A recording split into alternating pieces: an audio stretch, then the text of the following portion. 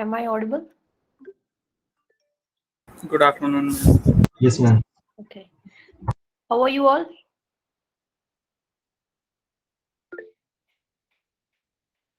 I hope all of you are doing fine and your family is also healthy. And first of all, I want to apologize for not being able to complete your assignments because my laptop had not been working. And because of that, I could not finish your assessments. Last 15 are left. I should be able to do that in the next 4 5 days if my laptop works fine. And so one request I had that before I make marks official, please try to, you know, wait till I make the marks official before you bring in your queries. I understand your curiosity, but normally what you see is my first level of assessment. Second level, I again visit and then I finalize. So have some patience on that. I agree that some mistakes can happen from my side also, and I will hear every one of you after I release the marks officially.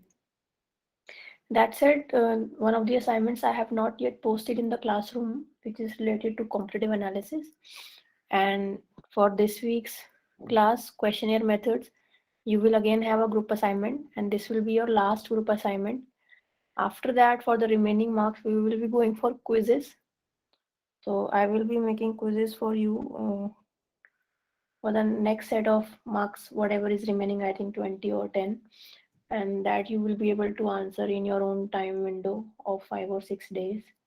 And that will revolve around all the concepts that we have studied in the class so far. Is that clear? Yes, ma'am. Okay, great. So today we will start off with our content on questionnaire design methods and concerns. I hope my slides are visible.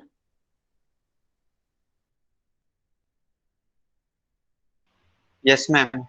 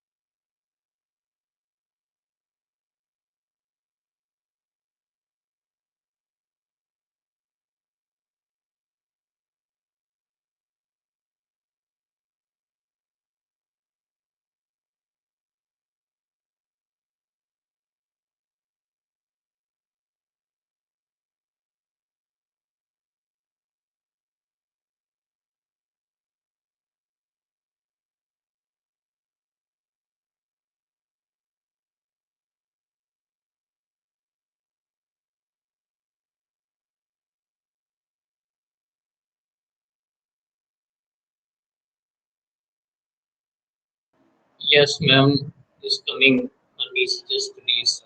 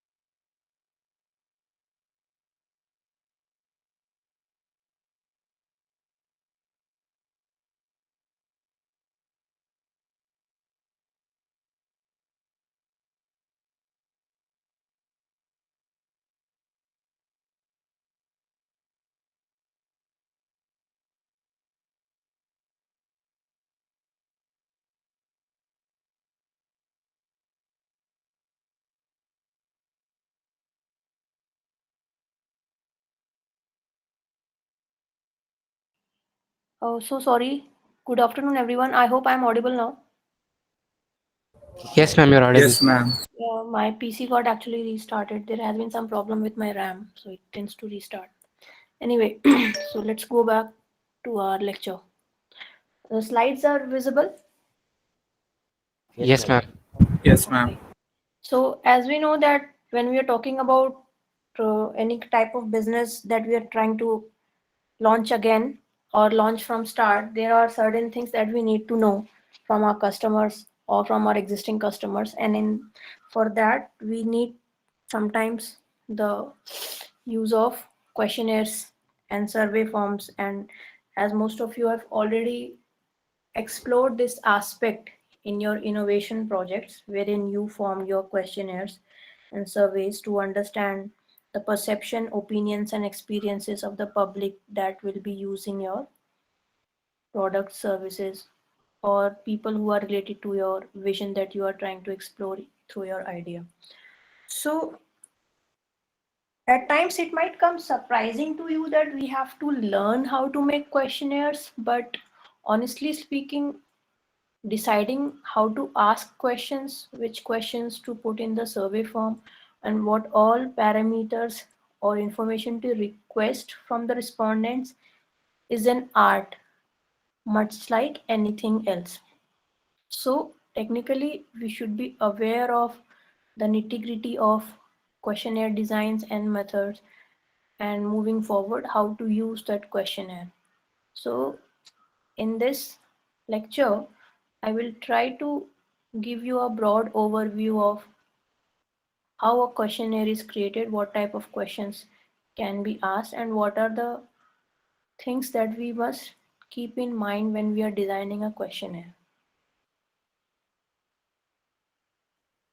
So, naturally, whenever we try to read something or explore something, the first question that we must always ask is, why do I care?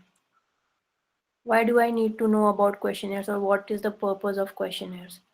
So the thing is that even if you are not in the business sector, but in education sector or health sector or any other sector, you need to have information sometimes from your customers.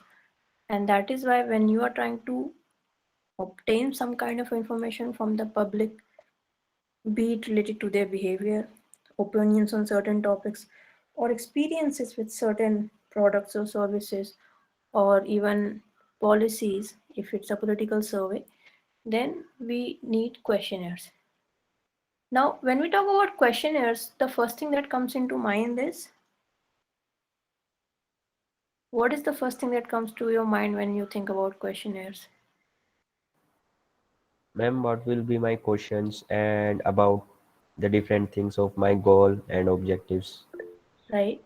So, the set of questions that you will be asking, absolutely.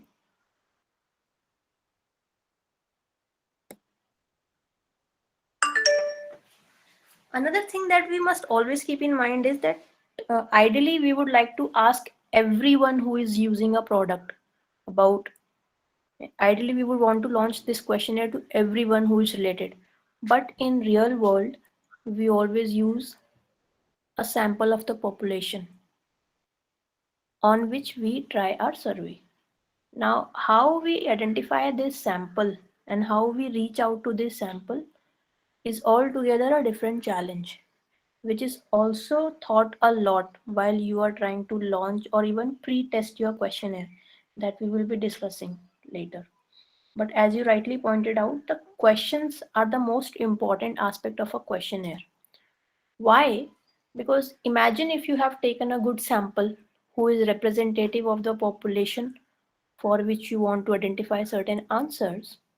However, the questions that you are asking are not based on a firm foundation of some theoretical concepts, and they are ambiguous and they are biased. Then all the effort that you put in creating that questionnaire, pre-testing your questionnaire and launching your questionnaire will be reduced to nothing, because the very foundation of the questionnaire, which are your questions, have not been well thought of.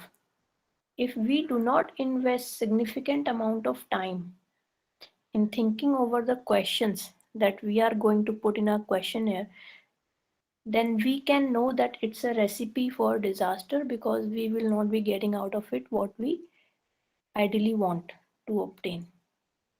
So, and it's never about the number of questions or the quantity of questions. It is actually a combination of both the quality and the quantity. And always keep in mind, you are trying to give your questionnaire to a person who is least interested in answering it and doesn't even want to bother. And that is why it is an engaging activity as well. That you have to develop a question in such a manner that the respondent does not throw off the questionnaire after just reading first or two questions. So, as I mentioned in the beginning of the lecture, it is an art that we can learn with practice and critical feedback. So, the biggest mistake in a questionnaire is the ambiguous and biased questions, and questions which are not based on firm theoretical understanding of what you are trying to gauge from your public. Now, having understood the importance of developing a questionnaire and the biggest mistake, then comes the question of what should be the basis of our questionnaire design. Now, that depends on the kind of information you are trying to obtain. So if you're trying to obtain a surface level information from the people and explore about more about an idea or something like that, then you would be going out for a questionnaire whose questions are designed in a manner such that they try to accrue exploratory information. However, on the other hand, if you want to test any previously generated hypothesis, then you would want to go for a set of questions which are based on this research objective. See, every questionnaire has an objective, and based on that objective, the questions are designed. The objective could be testing the relationship between certain variables. For example, in your class, there's a group that is trying to identify the relationship between mental health of students across the different departments, for example, electronics and computer science. So if you look at their questionnaire, they have designed in such a manner that certain hypotheses can be tested. So mostly they are collecting quantitative information. However, if on the other hand we look at Rediwalas, the project related to street vendors, in their questionnaire or even in stock market questionnaire, they are trying to understand the basic opinion and experience of people with respect to stock markets or the street vendors. So that kind of questionnaire comes across in an exploratory information questionnaire. So whenever you design a questionnaire, you must be very clear in your head, what is it that I want to get out of this questionnaire? And that will direct you and guide you to the kind of questions you need to put in that questionnaire. So exploratory questions, as I've already discussed, they are not primarily corrected for statistical evaluation. They are only for qualitative purposes, meaning getting a broad overview of the topic. You could also interview, as part of exploratory questionnaire, the respondents.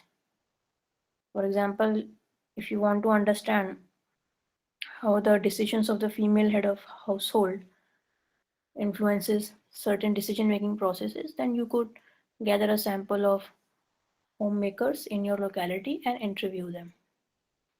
And in exploratory questionnaires, you can have open-ended questions also and closed-ended questions also. We will be discussing these two kind of questions also as we go forward. But the bottom line always remains the same. What is the goal of your questionnaire? What is it that you want to get out of it? You don't want to realize that after launching a questionnaire and getting the answers, then you end up sitting on your study table with your head in your hands thinking, oh, you are not getting the information that you had desired. So that is why investing time in refining and re-refining your questionnaires and the questions is extremely important, because that determines the outcome of the response of the questionnaire. On the other hand, if you want to test some hypothesis, then we will go for a formal standard questionnaire. Then the kind of questions that we include will be relating to collecting information of the different variables, and then those variables are analyzed. So it can quickly become daunting to know that questionnaire designing is an art, but there is no perfect questionnaire. However, the errors can be minimized. A well-designed questionnaire should always meet its research objective, the why and the what. What are you trying to gain from the answers of the respondents? That is extremely important bit. If you're clear on the what you are trying to obtain, then how, which comes from the questions, becomes easier. And as in everything, the use of language and the words is extremely important, and that language should be accurate, unbiased, and should provide a complete information. Now, the reason behind this is that normally you are not with the respondent when the respondent is answering your questionnaire. So, the question should be designed in such a manner that they are readily understood even in your absence. And that will not defeat the purpose of the questionnaire. It would be a terrible incidence if the respondent is not able to understand the question, and sometimes they end up giving a blank or a missing value. And when you end up doing statistical analysis, if you're seeking information for a particular question and the respondents have given missing or blank values, then you will be at a loss to understand that why it has happened. Either they did not understand the question, or they did not understand the options, or they were not willing to give the information. Any of these three things can happen. So that is why the nature of words that you use in developing your questions is extremely crucial to the overall success of the questionnaire. Any questions so far? No, ma'am. Okay, so don't worry about this. In the, I think the quiz that I launch next week, I will be putting some questions in which you will be asked to identify what is the error, what is wrong with these set of questions. So it will become much more clearer as you attempt the quiz. So normally there are steps preceding a questionnaire design. You just don't sit up at your study table and start jotting down the questions. First of all, if it's a topic that has already been covered before or people have been talking about it, ideally you would want to read everything about that topic or area. So for example, if you want to understand, let's say, the experience of poor people during the COVID crisis, especially those belonging to lower socioeconomic position, then you want to read everything that has been written on that topic. And based on that knowledge, then you are at a better position to ask certain questions. So, but before, always the problem statement has to be very clearly defined.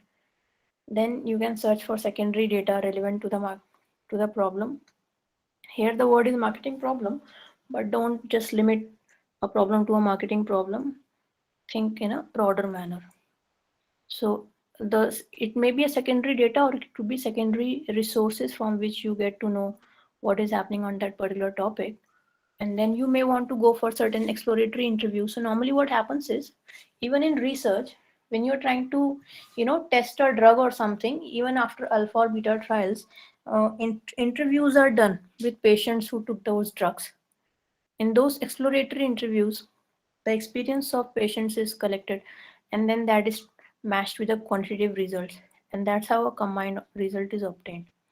So after exploratory interviews, but that's not mandatory, but it's a good practice because it will obviously give you certain insights which not doing will not provide you.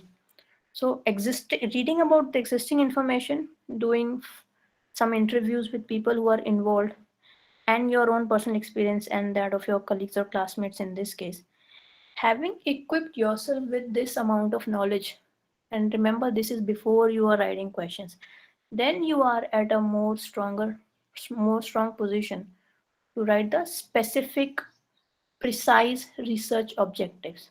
So think of it like as a funnel. At the top of the funnel, everything is very broad. As you narrow down, you come to a precise research problem or a market research problem, and you list down the hypotheses that need to be tested, and then you start developing the questions for the questionnaire. So basically, there's a pipeline of processes that needs to happen when you are developing a questionnaire. So there are certain standard steps when you think about developing questionnaire.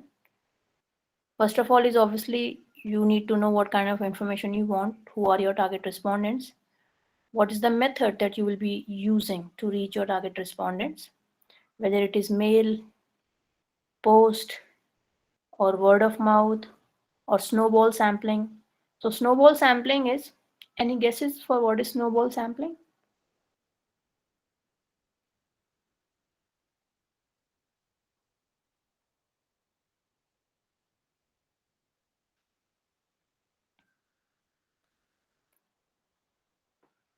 Is the question clear?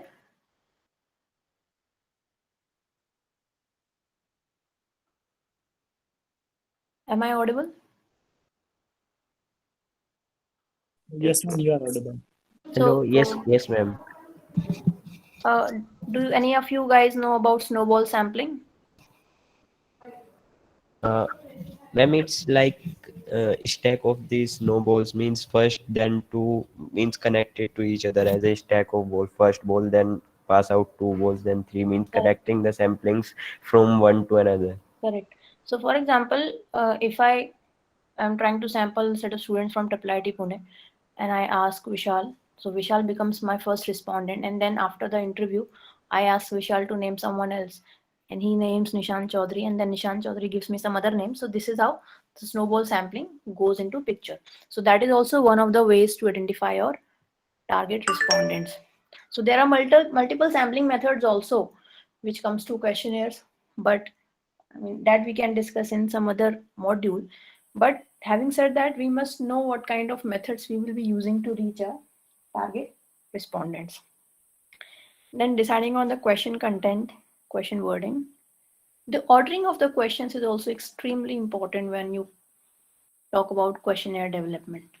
You see, by the end of the questionnaire, the respondent just wants to get off with the questionnaire and just finish it off. And that is why the most important questions or the sensitive questions should be put in the beginning of the questionnaire. But when it comes to sensitive questions, you should be a bit cautious, because sometimes when they see a challenging question, even in the beginning, they might not be very happy with it. So the ordering of the question becomes really very important in a questionnaire. Before launching your questionnaire, always pilot your questionnaire, which is called as pre-testing. So the magic about piloting a questionnaire is that you have developed a set of questions and you pilot it to say around 5 to 10 people. And based on their response, you try to understand how good the survey is doing. Are you getting the information? And then you also talk to the respondents about, were they able to understand the language of the questions in the questionnaire? Was there any difficulty they faced while answering any of the questions? According to them, what needs to change? And then after piloting the questionnaire and then getting the feedback, then you come back again to a questionnaire and further refine it. And that gives you a final questionnaire. So these are the certain things that you must always pay attention whenever you are trying to develop a questionnaire, not necessarily in the field of business or research, but in any field.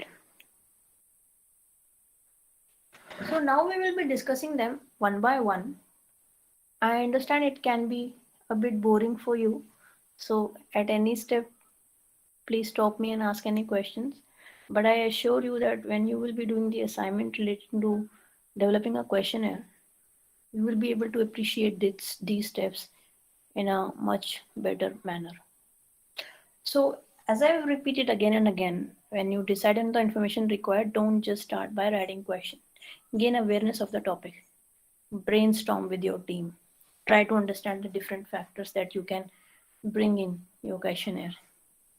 And small number of preliminary interviews with target respondents. can help you broaden your perspective on the information that is required. Sometimes, we think we know what we need, but when we talk to people, we are completely flabbergasted. To substantiate this, I would want to give an example. I think it was year 2016 when I was trying to understand the health challenges of physically challenged people in India.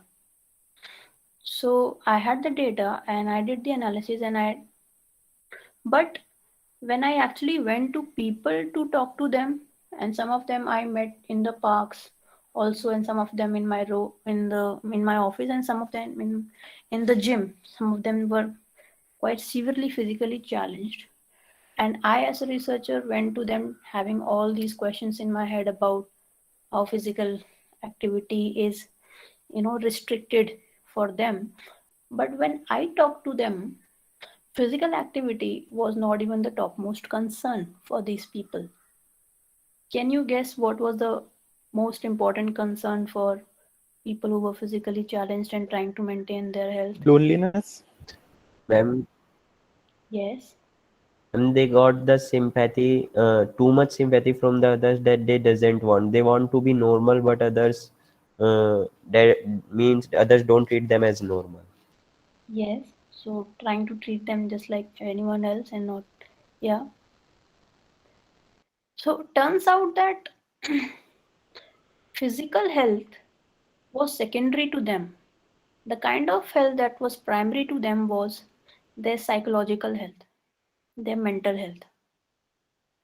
And at that time, I learned that, we could read all the books and everything on the topic, but talking to people is knowledge and wisdom in some other sense only. So never discount this aspect of gaining information from people directly related, because sometimes it challenges our own stereotypical thinking.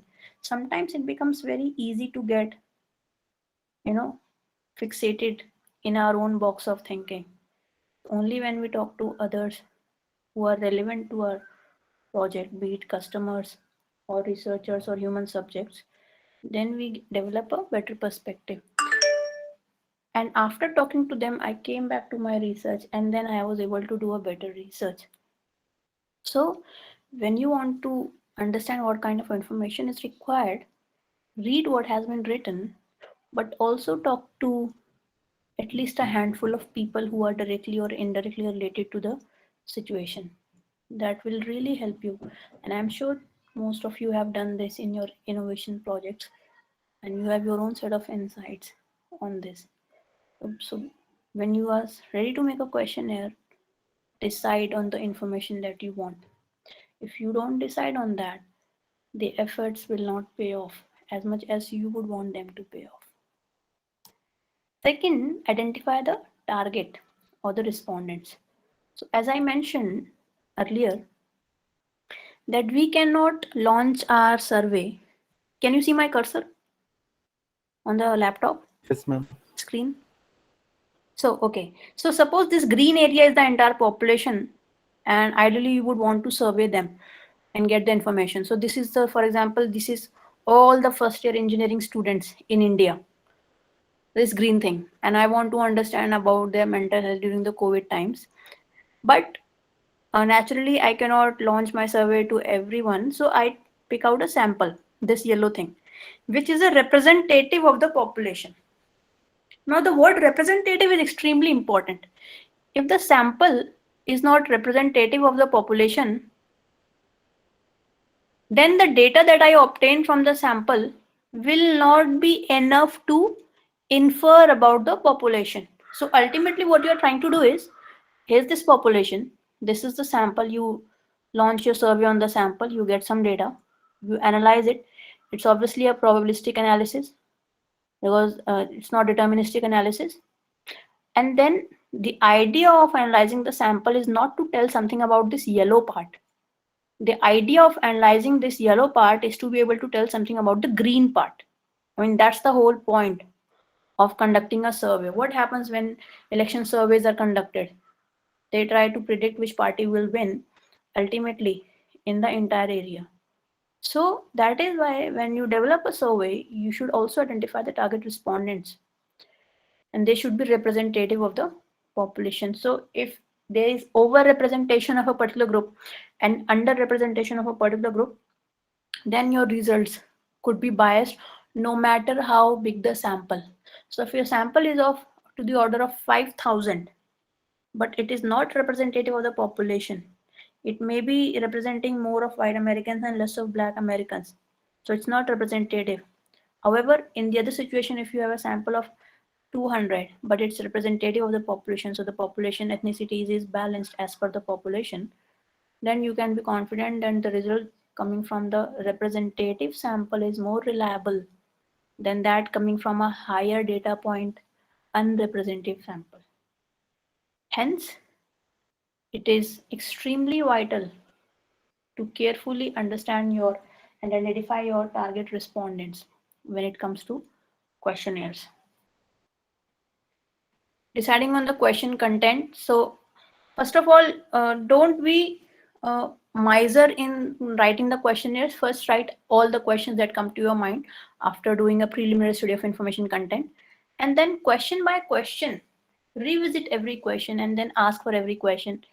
Is this question really needed? Will it be too damaging for me to remove this question from the survey totally? Here you are trying to gauge the utility of each question in the overall scheme of the survey. So ideally, each question should be able to contribute something towards achieving the overall objective of the questionnaire.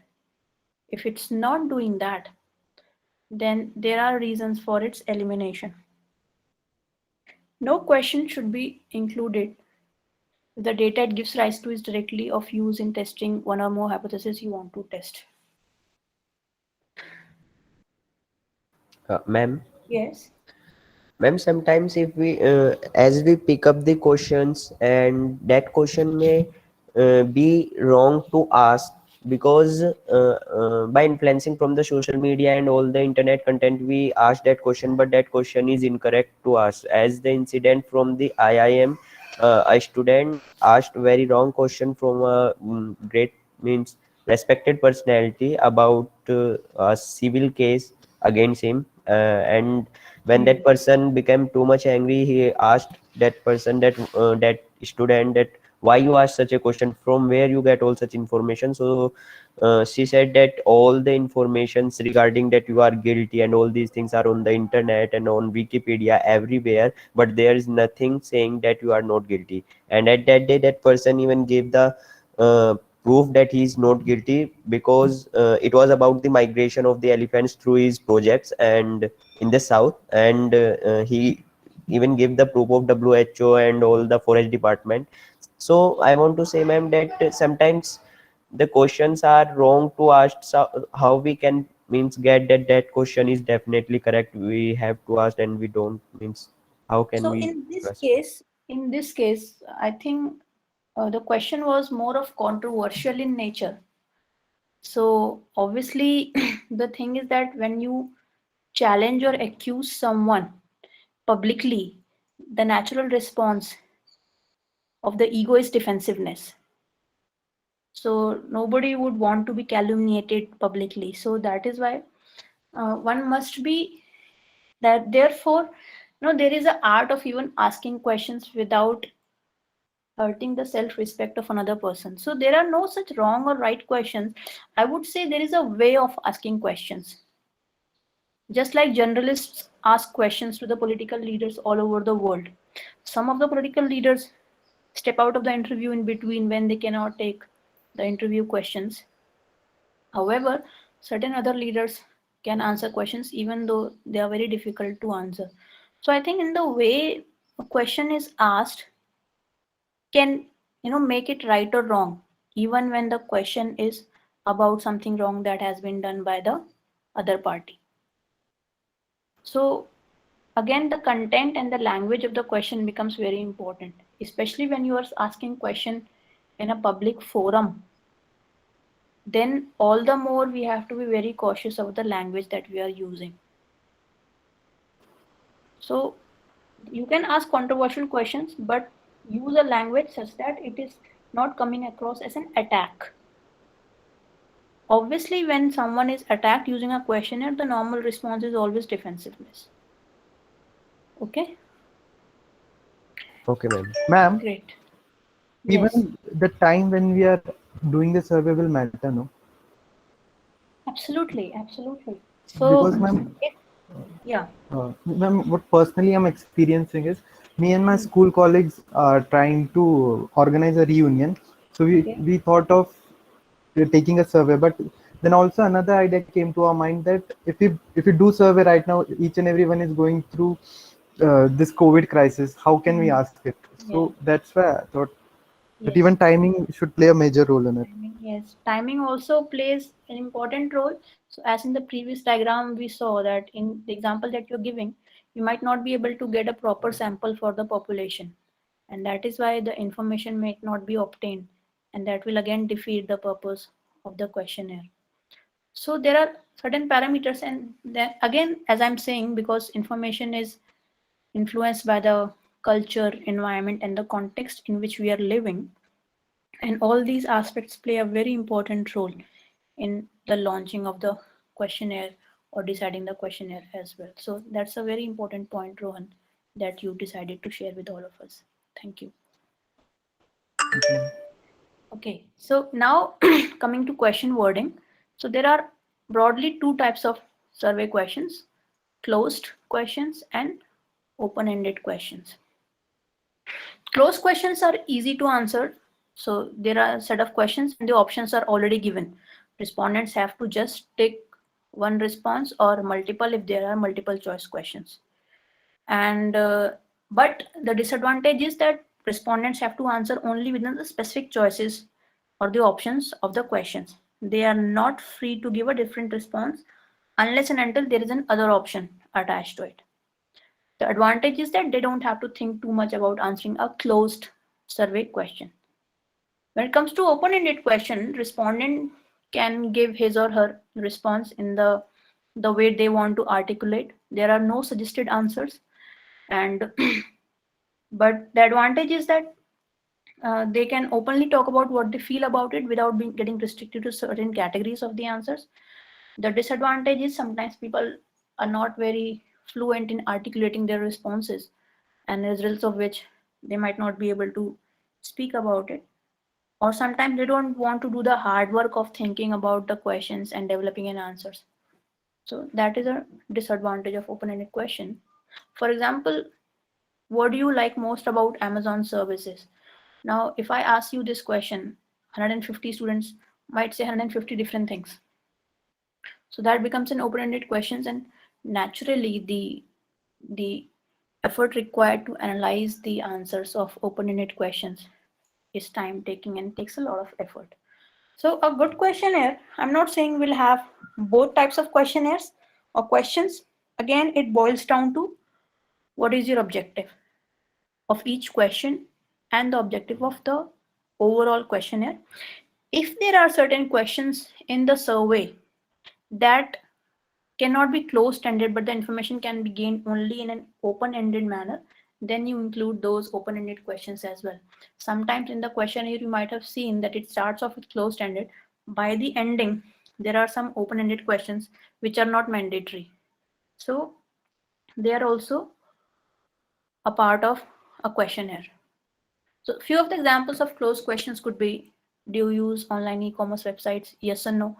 Very simple. Your age, the category of diabetics, yes, no, pre-diabetic or gestational. So these are again 4 categories. In the first 2, there are only 2 categories. So the respondent has to only use these categories to answer. Do you like vanilla ice cream? Yes or no. On what day you were born? So again, the day could be 7 days, like Sunday to Saturday. And again, it's a closed-ended question. Now, coming to open-ended question, as I mentioned, the advantages is that respondent can answer without any influence of suggested answers. So it's technically open.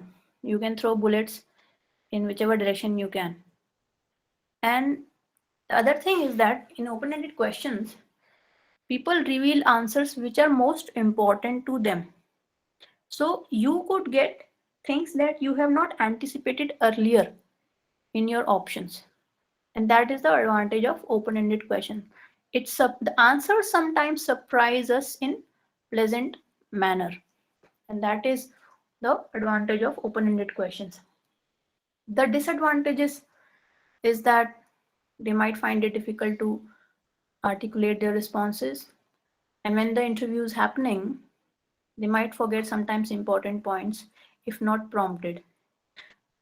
As an interviewer, you should also be very cautious about not feeding the answers in the mouth of your interviewee. Sometimes we can become very excited and too attached to what we are doing that we forget to be a bit detached from it. A certain sort of detachment helps us in looking at the project objectively and lessens the mistake that we might end up coming if we are too emotionally involved in what we are trying to do. The other thing is that with open-ended questions, because unstructured data is obtained, as you can recall from the innovation class, there are two types of data, structured and unstructured. Unstructured is basically textual data. So there are other softwares used for analyzing such kind of data, and it can be quite cumbersome. And in open-ended questions, the dimensions of answers is quite vast, and it can be problematic in categorizing these kind of responses. To give an example, for example, if you were to ask a question, open-ended question, when did you last purchase from Amazon? Now, last purchase could mean different things to different people. Yesterday, or in the last 1 hour, a short while ago, or something like that. So there is a lot of ambiguity also inherent in open-ended questions, and that is one of the disadvantages of the open-ended questions. However, they are important because they are used when there are large number of possible responses and they are difficult to categorize. So, for example, what difficulty you face in your online virtual classes, so that could be an open-ended question. Different students would come up with different responses. And when we want to know a student's response in their own words, then again, open-ended questions are important. And when the question maker does not know the categories of different questions, it is possible, although unlikely, then they also want to make a question open-ended. So again, whether to use closed-ended questions or open-ended question depends heavily on how familiar you are with your research objective. Do you have a class after this?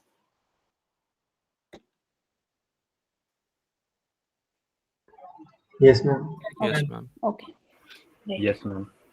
So the next thing is about question responses. When you are deciding a question, then you're deciding on the options for that question. And those options also come from good amount of prior knowledge in the subject.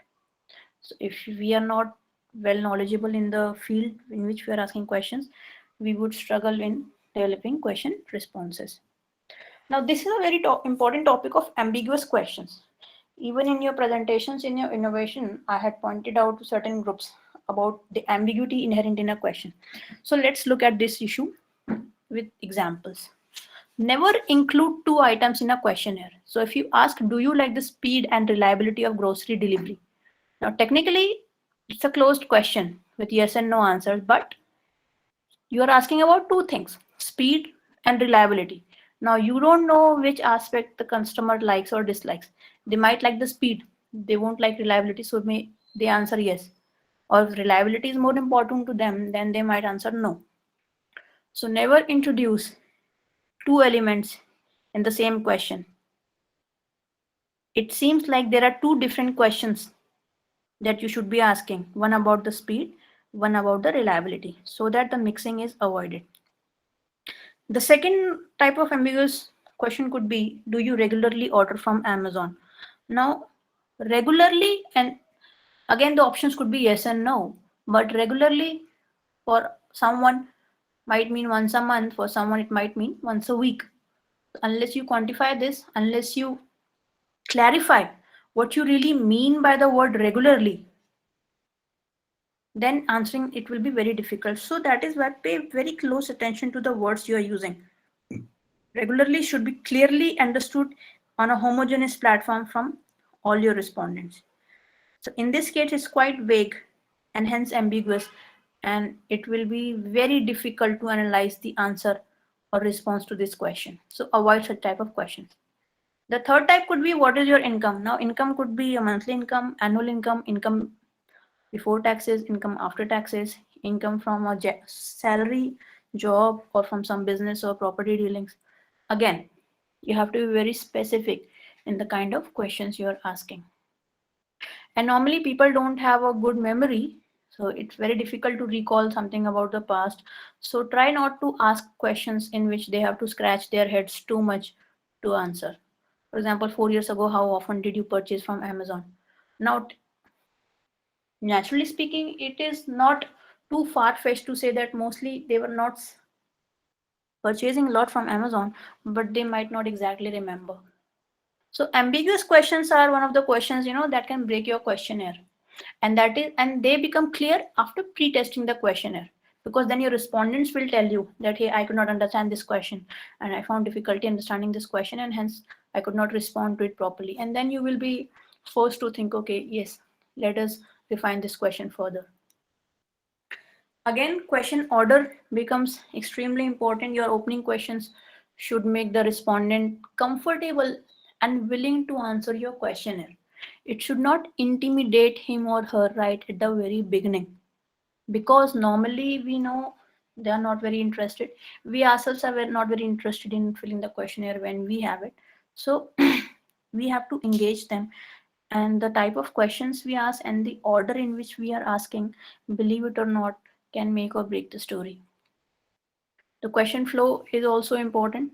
You should group questions relating to a subject together, but keep in mind that even though, as we discussed before, as Vishal has pointed out, questions should not come across as an attack.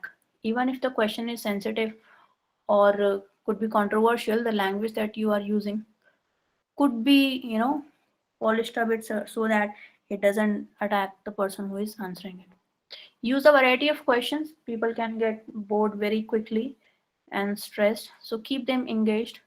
And closing questions should again be not very incendiary in nature. Otherwise, it will be very difficult for the respondents to answer. So by the end, they just want to get off with the questionnaire and finish it off. So ideally, include the most important questions in the beginning. Leave some sensitive questions to the end, but you don't have to avoid the sensitive question. Again, it comes to the wording of the questionnaire. Physical appearance of the questionnaire matters as well. It should be clear. You can use color coding if you want, but this may not be the major aspect of the questionnaire at this stage, but sometimes it does matter. I have talked again and again about piloting the questionnaire. Pre-testing is extremely important to identify the mistakes that need correction towards developing of the final questionnaire. So after pre-testing, your respondents will tell you that their feedback on the questionnaire and what is it that they found difficult, and then you could work on the feedback and improve on your questionnaire. So pre-testing is extremely important. Even when you submit your final questionnaire for this assignment, make sure you get it pre-tested by your colleagues in the classroom so that you can identify which questions need to be revisited. So basically, the summary is a well-designed questionnaire demands effort, and it is an art which is perfected over the period of time. But as I always say, don't keep your common sense and intuition side when you're doing any kind of work. So I think for this thing, it will be easier to understand via an assignment. And this will be your last assignment, group assignment for the session. After that, we will be moving to quizzes. Okay, so for this thing, you will have to go back to your innovation projects, and you imagine that the project has been successful for quite some time, and you have a statistical department in your organization which tells you that of late the sales and revenue have begun to show a downward trend. Now your team is worried. They're trying to understand what could be the reason that the sales have gone down. And to understand that, who could be better than your own customers? So you propose a survey to be launched to your existing customers. in order to understand the reasons, the factors, or the parameters that could explain the downward trend on your sales and revenue. So try to develop a survey which, when launched to the people and you obtain the answer, you can understand the factors that could explain this downward trend. So you need to identify the set of questions you will be using to identify this trend. So the objective of the questionnaire is to identify the factors or to identify the determinants of downward trend in the sales or revenue of your product in the marketplace. Now, before you go down to make the questions, I would also like to know your approach for developing the questionnaire. What prior knowledge do you use? So what is your theoretical concept of developing a questionnaire in this regard? So for example, very broadly, I will give you a hint, a small hint. So if you want to identify a downward trend, so you will look at your product. And after looking at your product, you will try to understand that what is it supposed to give, and if or not it's giving people what it is supposed to, but people are not getting it. So that could be one aspect that you could search.